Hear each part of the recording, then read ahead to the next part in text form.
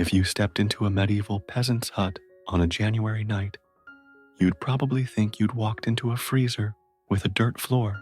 The wind didn't just rattle the door, it found every crack, every gap, and made itself right at home. The walls, made of wattle and daub or rough stone, were never airtight. The thatched roof might as well have been a sieve for cold air. Yet, somehow, people didn't just survive. They slept, night after night, and woke up ready to work the fields. How did they pull this off when the only thing between them and the winter was a thin wall and a pile of straw? Let's start with the ground. Most people picture a fire in the middle of the room, smoke curling up to a hole in the roof. But the real trick was what happened below your feet. Medieval peasants figured out that if you dig your fire into the ground, you don't just get a place to cook, you get a whole house heating system. No fancy engineering degree required. The fire pit, sunk below floor level, didn't just shoot heat up into the rafters. It let warmth flow sideways, spreading out under the rushes and straw. The floor itself became a slow, steady radiator. It's like the difference between standing over a campfire and lying on a heated stone bench. The heat wraps around you instead of just blasting your face. They didn't stop there. Around these sunken hearths, peasants stacked stones, big, heavy river rocks if they could get them.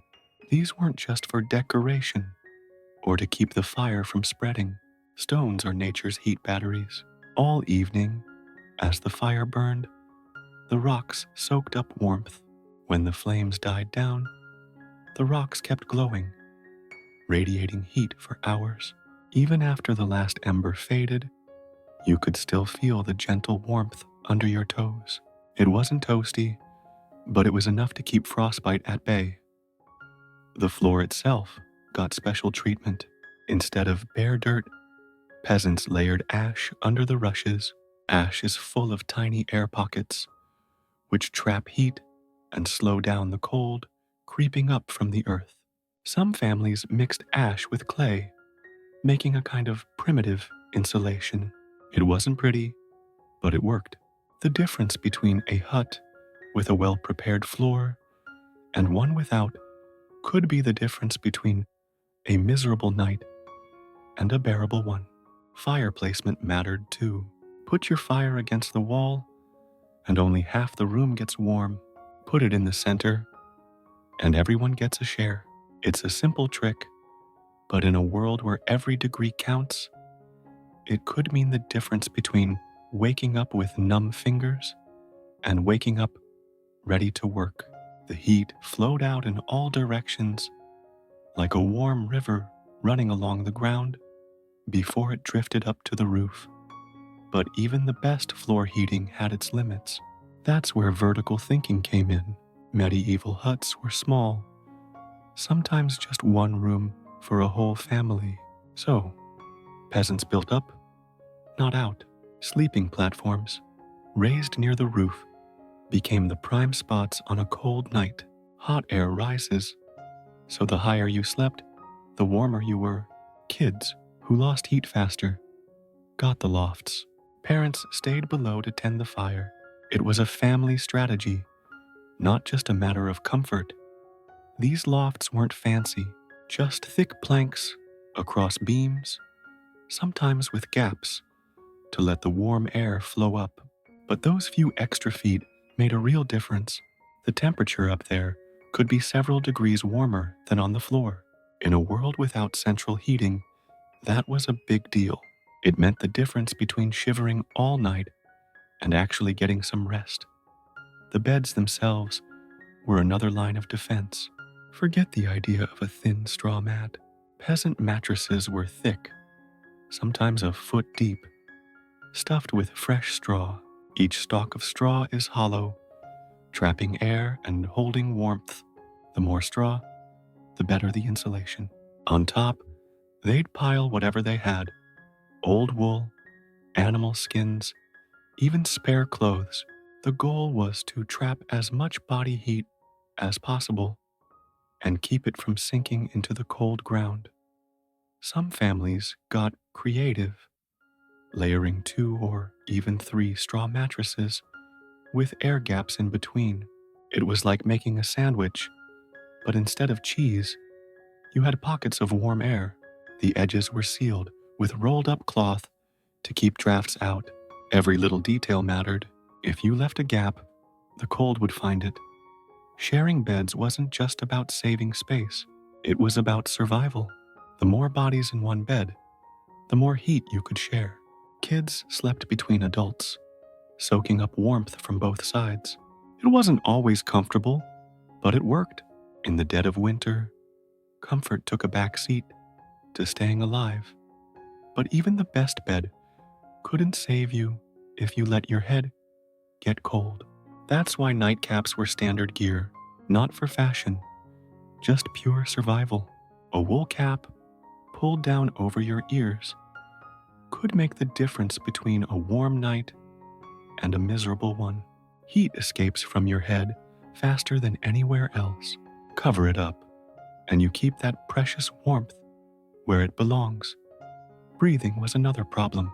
Every breath you took in brought cold air straight into your lungs. Every breath out sent warm air into the night.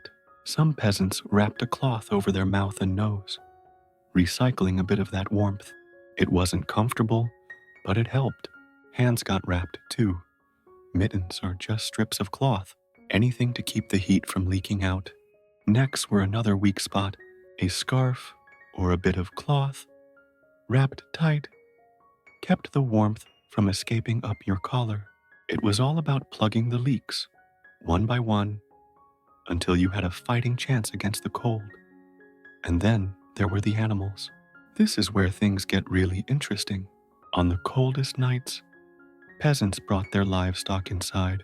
Chickens, goats, even pigs. It sounds strange, but it worked. Animals give off heat, just like people. A pig in the corner could raise the temperature in a small hut by several degrees. Chickens clustered together made a living, breathing heat source. It wasn't glamorous, and it definitely wasn't clean, but it was effective. The animals got their own space, separated by a low barrier. You didn't want a goat in your bed, but you did want its warmth. The bedding for the animals, straw, hay, whatever was handy, added another layer of insulation to the hut. Their breath added moisture to the air, making it feel warmer than it really was. It wasn't just about heat, either.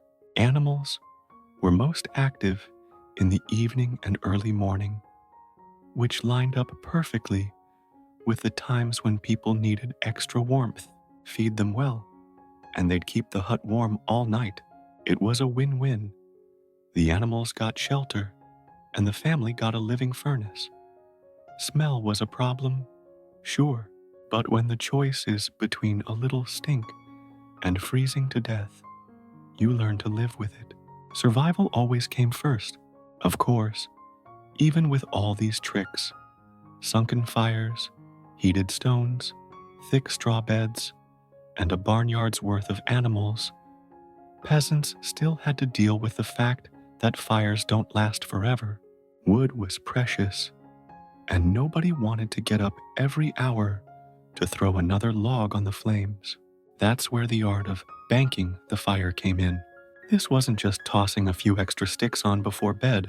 It was a careful, practiced ritual passed down through families that let a fire smolder all night without burning out or burning down the house. Here's how it worked. As bedtime approached, you'd let the fire die down until you had a bed of glowing coals. Then, you'd cover those coals with a thick layer of ash. The ash acted like a blanket, trapping the heat and cutting off most of the oxygen. The coals didn't go out. They just slowed down, burning so slowly that they'd last until morning. When you woke up, all you had to do was poke the ashes, add a little kindling, and the fire would spring back to life. No fumbling with flint and steel in the freezing dark. The type of wood mattered too. Hardwoods, like oak or beech, burned longer and hotter than softwoods. If you were lucky enough to have a stash of good wood, you'd save it for the coldest nights. Some places had peat, which burned even slower. A chunk of peat could smolder for hours, giving off a steady, gentle heat. It wasn't flashy, but it got the job done. Some families took it a step further, using clay pots filled with embers. These pots could be tucked under beds or near sleeping spots, acting like primitive hot water bottles. The clay held the heat, and the embers inside kept things warm for hours. It was a simple, portable way to stretch every bit of warmth as far as possible. But even the best fire needed watching.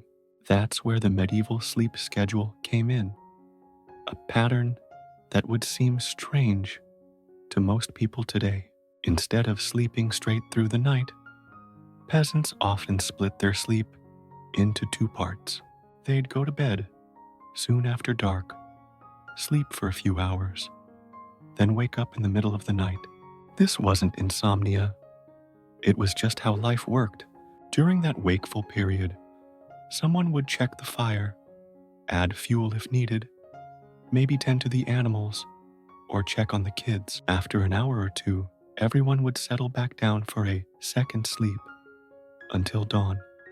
This split sleep wasn't just about fire safety.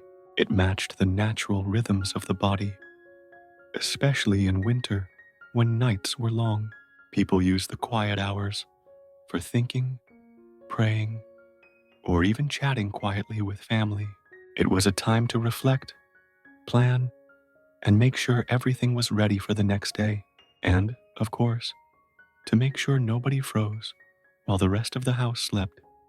The coldest hours were always just before dawn. That's when the fire was at its weakest, the air at its chilliest, and the temptation to stay under the covers was strongest. Peasants learned to shift their sleeping positions, moving closer to the fire or to each other as the night wore on. Kids might start the night in the loft and end up nestled between parents on the main floor. It was a constant dance, everyone chasing the last scraps of warmth. But not every night was a battle. On milder nights, or in better-built huts, the combination of all these tricks could actually make things comfortable, at least by medieval standards. The air might be smoky, the bedding lumpy, and the animals noisy, but it was warm enough to sleep. And in a world where winter could kill, that was all that mattered. Let's talk about the huts themselves for a minute. Most people imagine a single-room shack, and that's not far off. But there was more variety than you might think. Some huts had low ceilings, which helped trap heat. Others had small, shuttered windows, just big enough to let out smoke, but not big enough to let in much cold.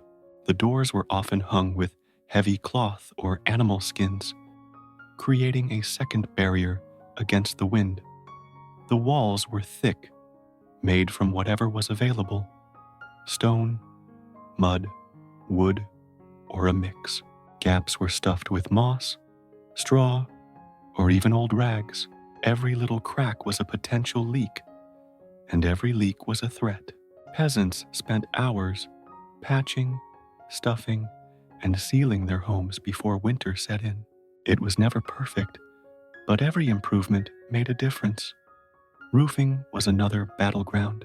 Thatch was common, but it wasn't exactly waterproof or windproof. Still, a thick layer of thatch, packed tight and well-maintained, could keep out most of the rain and snow. Some families added extra layers, more straw, old sacks, even turf, to help insulate the roof. The goal was always the same: keep the heat in, keep the cold out. Inside, space was at a premium. Beds, storage, cooking, and animal pens all had to fit in one room. That meant everything had to do double duty. Benches became beds, storage chests became seats, and the hearth was the center of everything. The closer you slept to the fire, the warmer you were, but also the smokier. It was a trade-off, and every family found their own balance. Clothing was another layer of defense.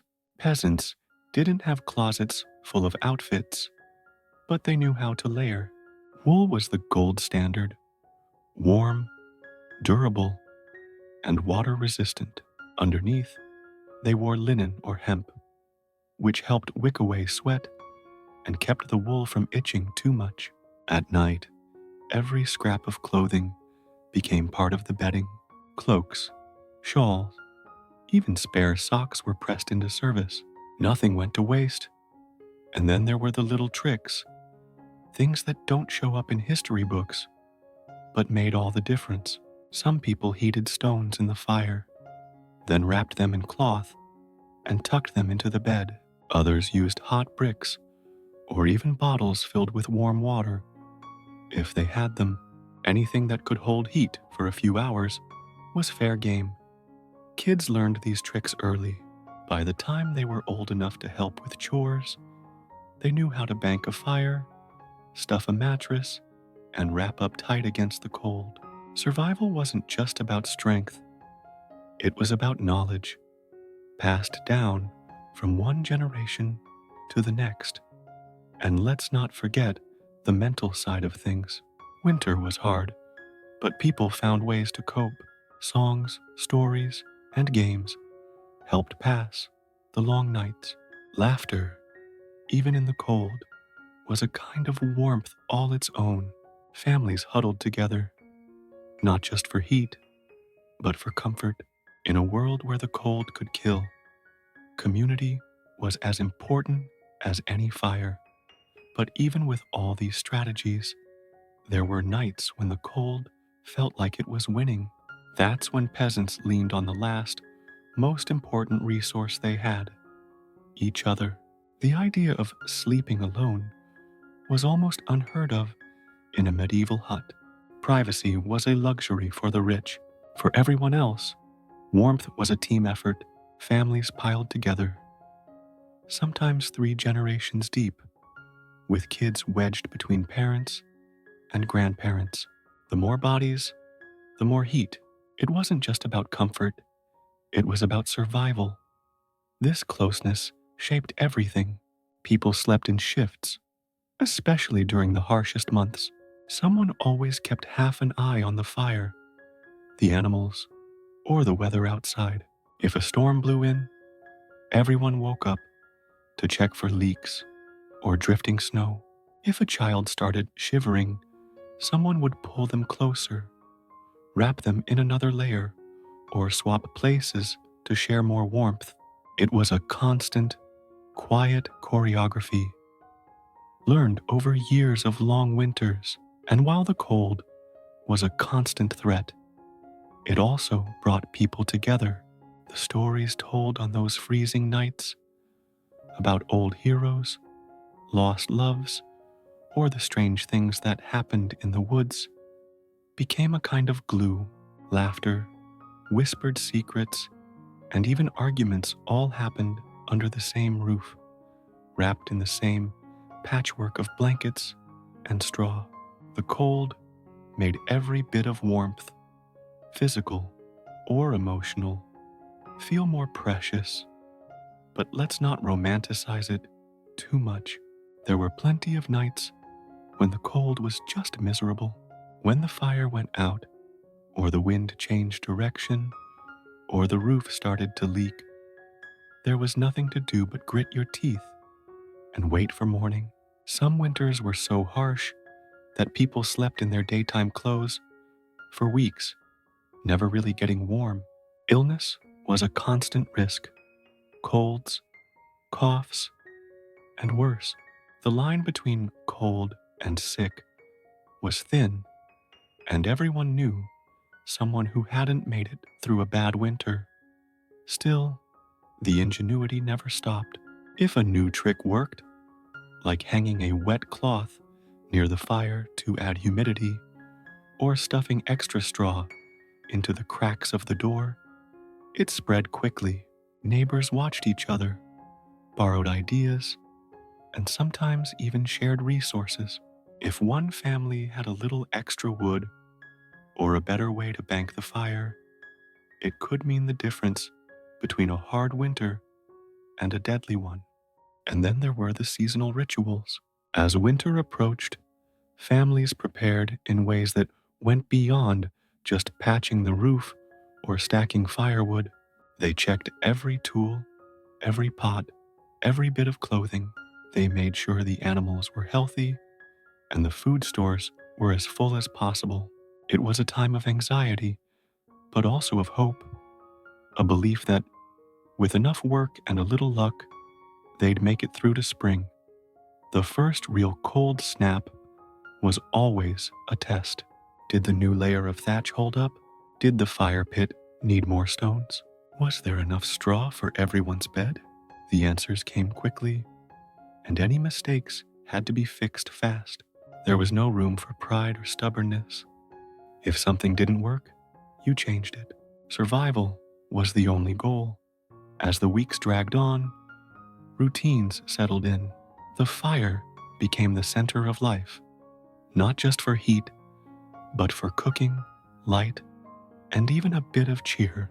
Meals were simple: porridge, bread, maybe a bit of dried meat or root vegetables. But they were hot, and that mattered more than taste. People ate together, talked together, and slept together, all within a few feet of the same glowing coals. And when the nights were at their longest, people found ways to mark the time. Some families kept a candle burning, measuring the hours by how much wax melted. Others counted the days until the solstice, when the sun would finally start coming back. Hope was as important as any blanket. There were always little victories. The first morning you woke up and realized you hadn't shivered all night. The day the fire burned just right, and the whole hut felt almost cozy. The moment when a neighbor stopped by to share a story or a bit of news, and you realized you weren't alone in the struggle. These moments didn't make the cold go away, but they made it bearable. And then, slowly, the world would start to thaw. The days grew longer, the sun a little warmer. The animals got restless, and so did the people. The first green shoots poked through the snow, and suddenly, all the tricks and strategies and sleepless nights felt worth it. Spring was coming, and with it, a chance to rest, rebuild, and prepare for the next winter.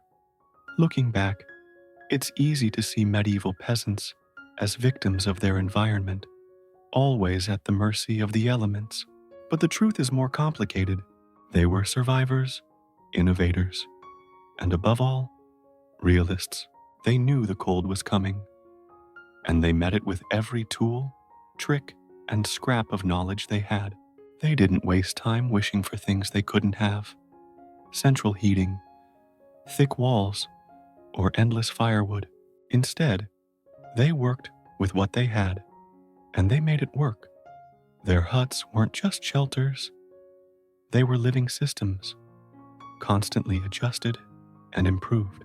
Every stone, every handful of straw, every sleeping arrangement was part of a larger strategy. It wasn't perfect, and it wasn't always enough, but it was clever, resourceful, and deeply human. And maybe that's the real lesson. Surviving a medieval winter wasn't about one big secret or a single brilliant invention.